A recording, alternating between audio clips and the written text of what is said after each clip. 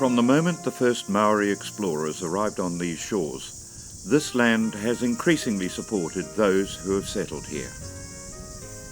European settlers brought their animals, sheep, pigs and cattle, and their traditional agricultural produce such as fruit trees and crops.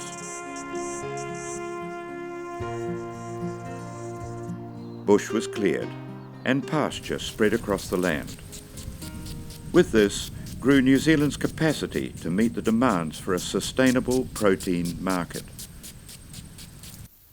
Top dressing with phosphorus and sulphur increased pasture growth. The question now is whether a continuation of super-based fertiliser programs with increased amounts of nitrogen is the best option for the future.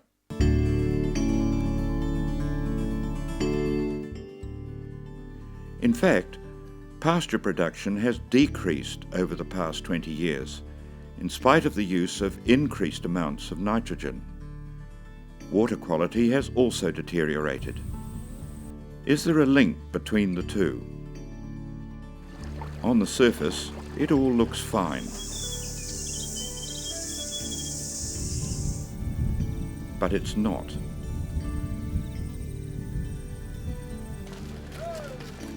In the quest for more production, farmers have increased stock and have used higher inputs of fertiliser, particularly nitrogen.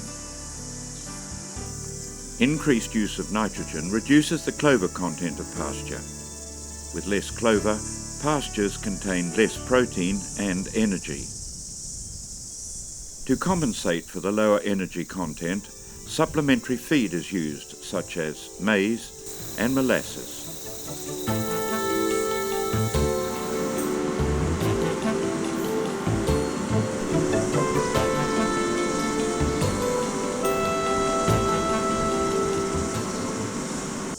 By re-establishing the clover content of our traditional permanent pastures, we again have the ability to produce high-quality milk and meat at a lower cost than anywhere else in the world.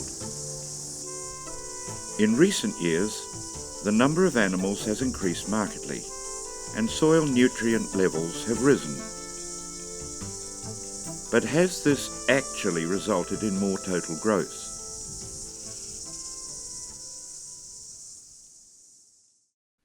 The best data available shows pasture growth in the Waikato and Bay of Plenty to be as much as 15% less than in the 1970s. At that time, pasture growth was obtained without the use of fertiliser nitrogen, while the growth figures that are gathered now include the use of up to 250 kilograms of nitrogen per hectare.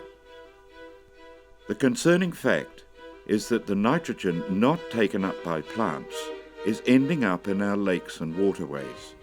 The resulting issue is excessive weed growth, which clogs up the drainage systems and further reduces water quality. Peter Burton is the owner of Ecologic Soil Improvement, the makers of Dolozest and Calcizest. Removing nitrogen from an existing fertiliser program will result in lessened growth. The nitrogen available to all farmers is nitrogen fixed free of charge by clovers. The solution that is New Zealand made and is ready and waiting has now already proved its worth. It results in markedly more clover growth. The key nutrient change is an increase in the amount of calcium applied.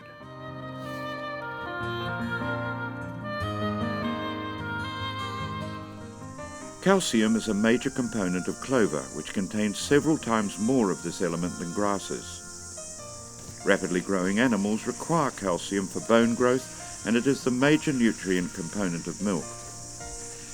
Clovers are more digestible than grasses, so animals are able to eat more and grow more quickly.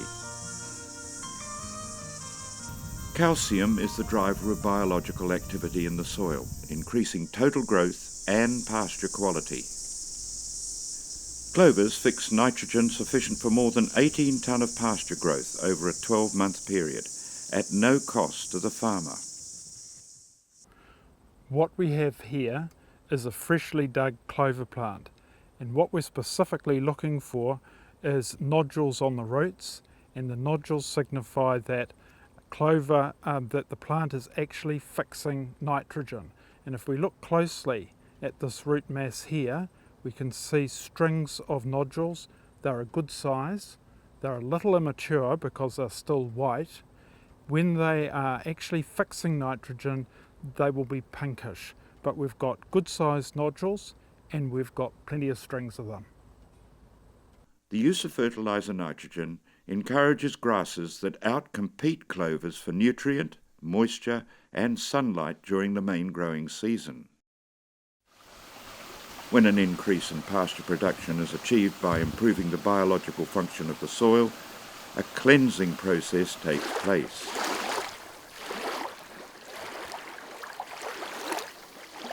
An ecologically friendly soil system cleanses the atmosphere as it extracts and stores carbon from carbon dioxide, leaving the oxygen for release into the atmosphere. What we've got here is a piece of soil that's been dug carefully from the paddock behind us, and the state of the soil is quite typical of the soil under intensive dairy farming in this region. And you can see that it's quite hard, it's got some packed areas, the roots are not penetrating freely through, and we're looking at about 3, maybe 4 inches of soil that has a large amount of root in it. Beyond that, there is very little root at all. So what we're relying on here is the top 3 or 4 inches for our summer growth, and in dry conditions, that's going to be difficult. Here is a piece of soil dug carefully from a paddock where the ESI-based products have been used for the last 8 years. And what we can see here is that we've got roots extending down to at least 9 inches. They're actually entering the subsoil here. And if we break it around just a little bit, we can see that the soil is soft and crumbly, and even the lumps break down to very fine pieces very rapidly. Humus cleanses the groundwater by retaining more nitrate, nutrient and moisture in the soil. Increased pasture growth also increases the production of high quality meat and milk. Production costs are lowered. Our system introduces a wide range of selected beneficial fungi and bacteria into locally sourced soft carbons. Steady modification of soil chemistry enables the growth of introduced fungi and bacteria. An improvement in both physical soil structure and biological activity is rapidly created. Environment for increased total growth is then established. So now we have the ability to grow more pasture with less fertiliser inputs, particularly nitrogen, with a reduced requirement for pesticides and pasture renewal. The use of calcizest and dolozest reduces nitrate leaching and has a cleansing effect, which is why their use is to be encouraged in sensitive catchment areas. The main purpose of pasture-based farming is producing food for people. Conventional agriculture focuses on nutrient, assuming that biological activity and physical soil structures largely look after themselves. Ecologic soil improvement products are designed to improve soil biology and increase total growth. These programs incorporate the best of conventional nutrient inputs. This allows the 3 aspects of soil fertility: nutrient, biological activity, and physical structure to operate efficiently and in harmony.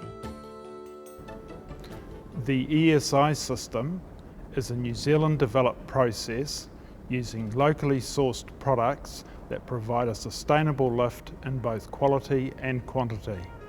Its widespread use could enable New Zealand to maintain its status as the producer of highest quality products whilst preserving our environment and enhancing our clean green image.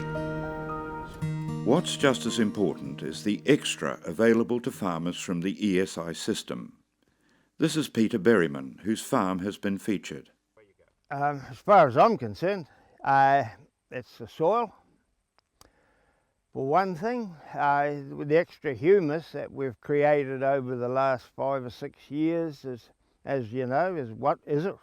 1 kilo humus equals, 4 kilograms of moisture. So therefore, the more humus you can have, the more water it can retain. So if we get the reasonable rain shortly, she'll bolt ahead, I think, because it's had a fairly good spell for quite some time. There's a bit of fine tuning, as there always is, but I've got confidence in what we're doing. And I suppose the best part of it is that my share milkers are quite happy with the program also.